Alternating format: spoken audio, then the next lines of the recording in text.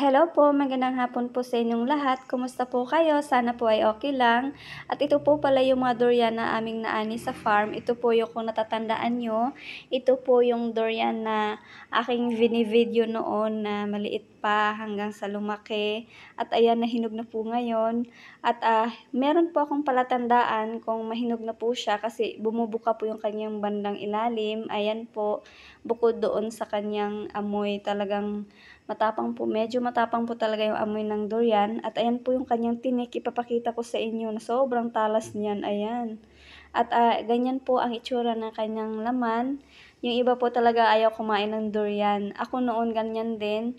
Tapos nung nagkaroon na kami ng durian sa farm, ayan, napapakain na talaga ako. Kasi parang iniisip ko, prutas na namin 'to kaya talagang ayan tikman ko na at nasarapan po talaga ako. Kaya ayan tuloy-tuloy na gusto ko na siyang kainin at maraming salamat po kay Auntie Victoria sa pagtanim niyan at sa ating Panginoon na rin sa lahat ng kanyang mga biyayang ipinagkaloob niya dito sa aming farm.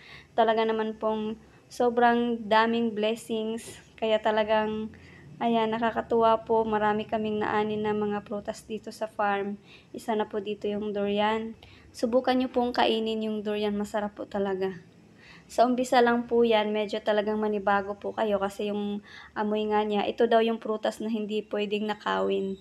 Kasi nga yung amoy niya matapang, mahuhuli at mahuhuli ka talaga pag nagnakaw ka ng durian. Thank you for watching. Bye!